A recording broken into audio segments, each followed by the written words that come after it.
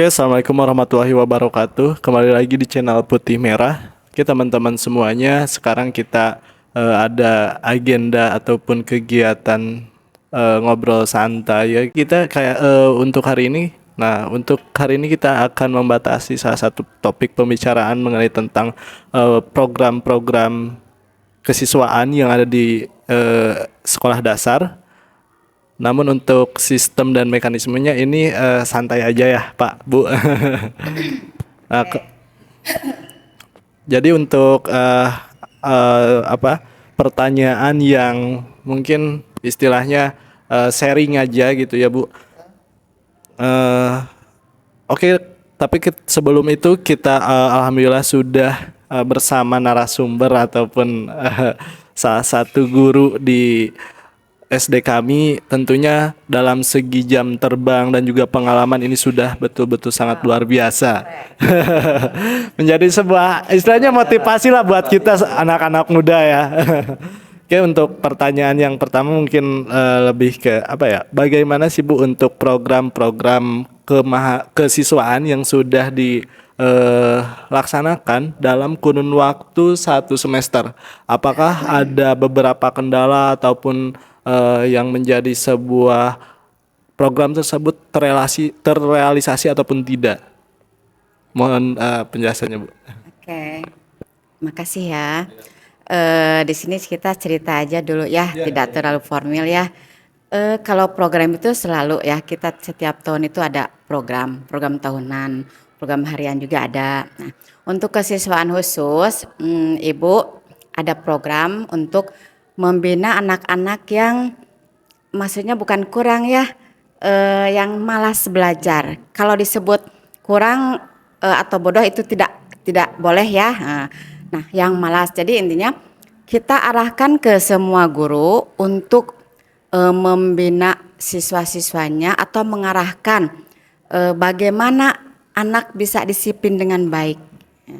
Yang pertama itu, yang kedua kepedulian guru terhadap siswa. Jangan membiarkan siswa untuk misal contohnya seperti ini. Di bukan jam pembelajaran olahraga, kadang anak suka main bola, ya. Sedangkan kan yang lain lagi belajar. Nah, itu gimana caranya guru supaya bisa mengalihkan peserta didiknya untuk tidak melakukan hal yang tidak guru inginkan, ya seperti main bola di luar jam olahraga. Nah, itulah seperti contohnya. Ketika anak main bola, seharusnya si guru itu melihat dan peduli, ya otomatis dengan cara melarang ya, bukan melarang artinya nggak boleh, tidak kan, bukan menjudge anak tidak boleh main bola, bukan ya, tapi dengan lihat waktu, tempat, keadaan, gitu ya. Nah, tetap guru juga sangat berperan dalam hal mengantisipasi peserta didik supaya lebih tanggung jawab, disiplin, dan bisa menempatkan sesuatu pada tempatnya. Mungkin itu dalam hal kegiatan sehari-hari ya, kegiatan olahraga. Nah, dalam kedisiplinan kelas juga kadang ada kan seorang guru masih belum, karena mungkin jam terbangnya kurang ini ya, ke anak atau peserta didik kurang maksudnya gercep atau gimana ya, nah gitu ya, seperti itu ya.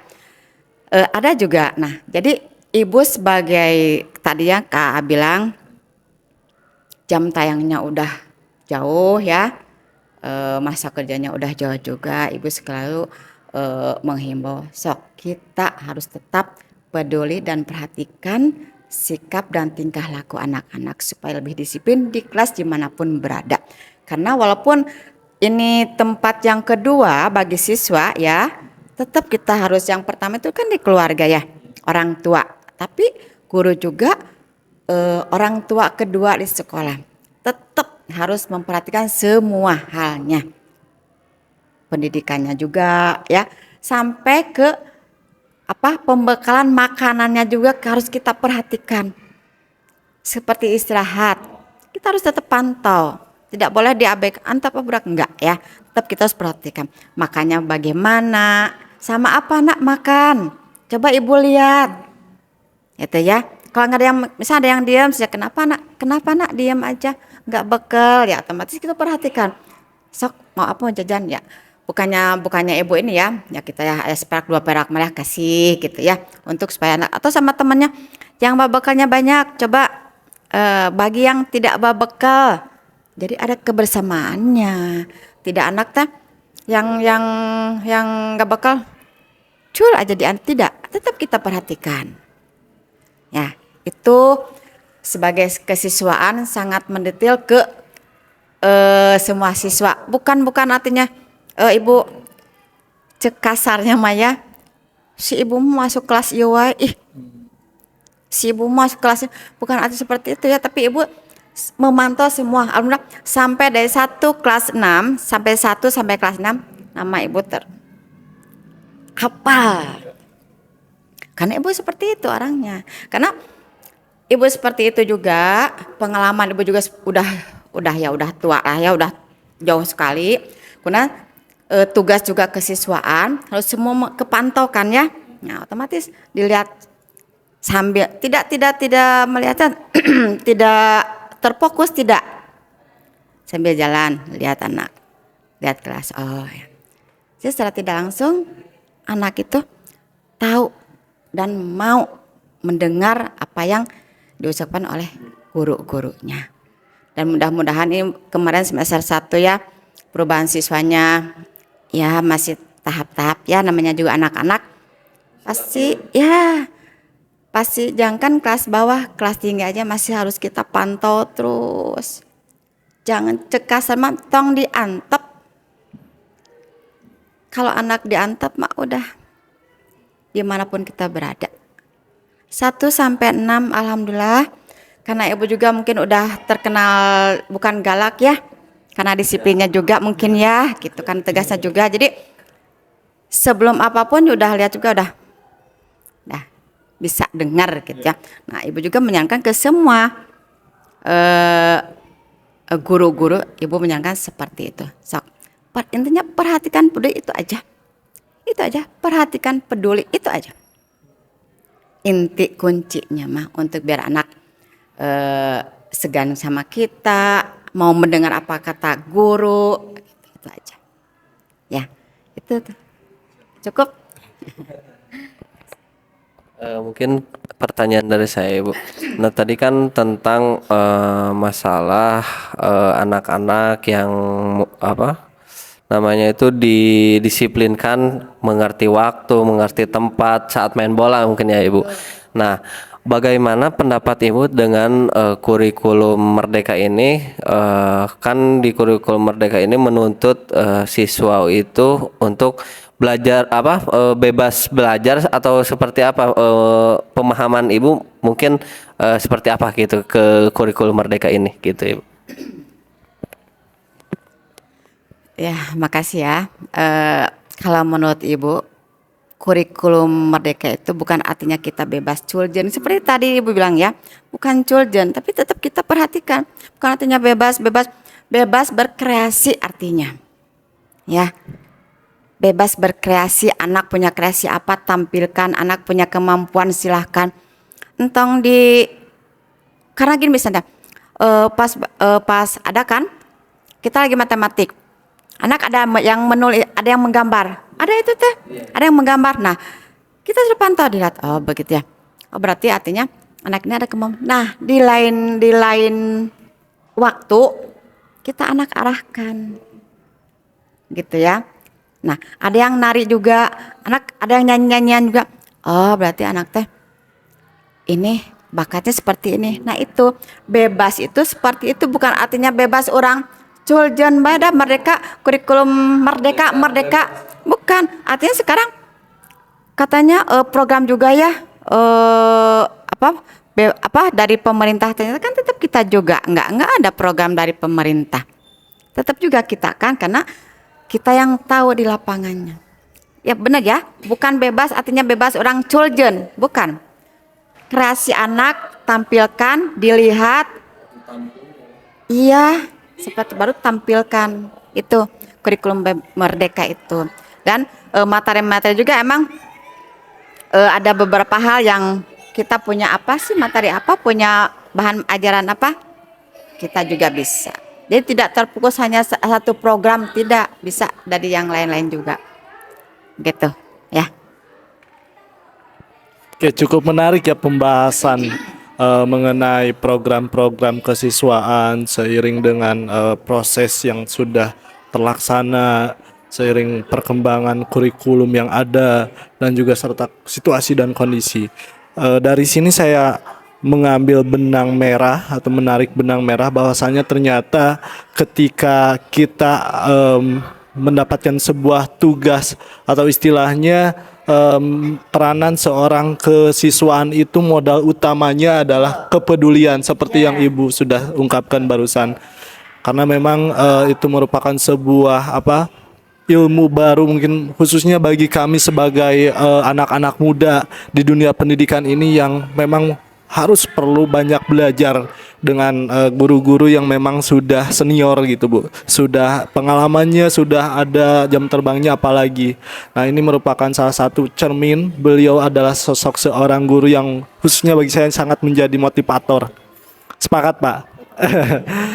Oke Bu, berbicara mengenai program yang sudah Ibu sampaikan barusan dan juga sama Pak Adi sudah sedikit disinggung terkait dengan sinkronasi dengan keadaan kurikulum. Saya sedikit menarik ketika berbicara mengenai membahas tentang bentuk kerjasama. Saya berpikir bahwa bentuk ataupun program-program dari kesiswaan itu ternyata tidak bisa dilakukan hanya individu dari ibu saja ataupun istilahnya dari yang bertanggung jawabnya saja. Nah, ini kan harus ada bentuk kolaborasi ataupun kerjasama dengan seluruh stakeholder, baik itu dengan rekan kerja guru lainnya, kepala sekolah, keluarga dan lain-lain. Nah, Ibu sebagai kesiswaan di sini bagaimana sih Bu cara Ibu untuk istilahnya menyatukan bentuk kolaborasi tersebut, dengan cara apa sih Ibu mengajak dan merangkul seluruh stakeholder yang ada di sini untuk mewujudkan proses keberlangsungan program-program yang akan Ibu sampaikan? Kadang sulit ya menjawab hal ini ya.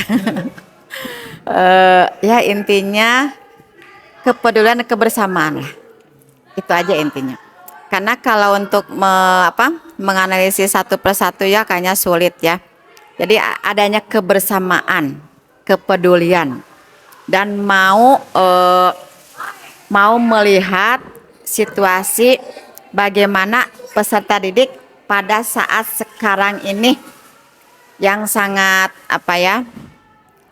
yang sangat susah dikendalikannya.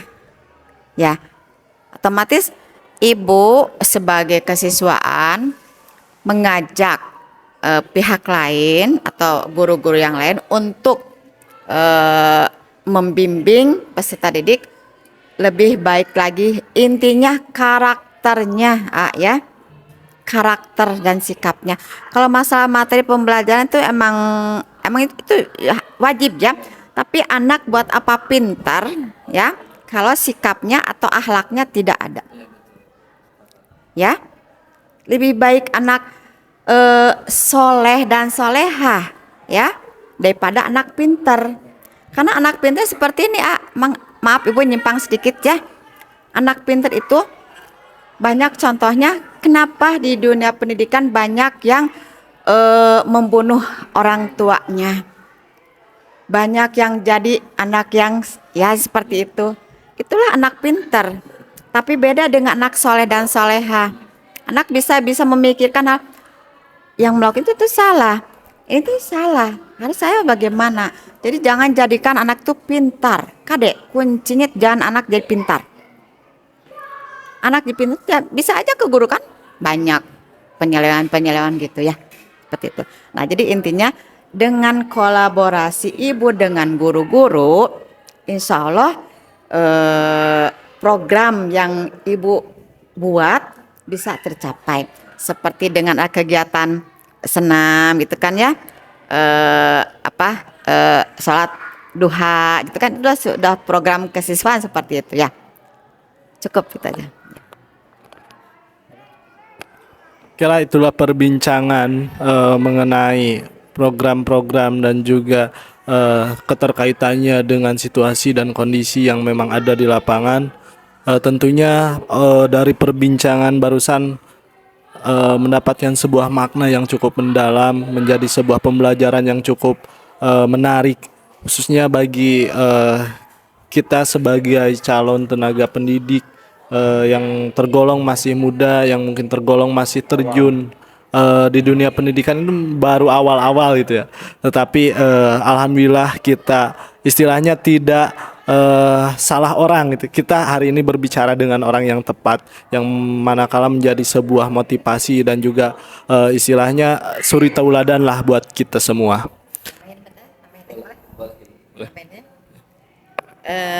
Ya maaf ya. Jadi ini ya, tadi kan udah Ibu bilang ya, kunci semua keberhasilan sekolah ini intinya kepala sekolah ya, guru-guru juga, dan semua yang terkait PTK juga itu Mas termasuk. Jadi semua stakeholder yang di sini semua turut serta dalam mendidik peserta didik yang ada di SD ini ya. Siap, alhamdulillah mungkin itu saja yang dapat kita dalam momen ini perbincangkan. Mudah-mudahan ada guna dan manfaatnya khususnya bagi teman-teman yang akan melihat sebagai referensi ataupun acuan terkait dengan apa saja ataupun seputar dunia pendidikan. Oleh karena itu stay tune dan juga jangan lupa like and comment and subscribe di channel Putih Merah.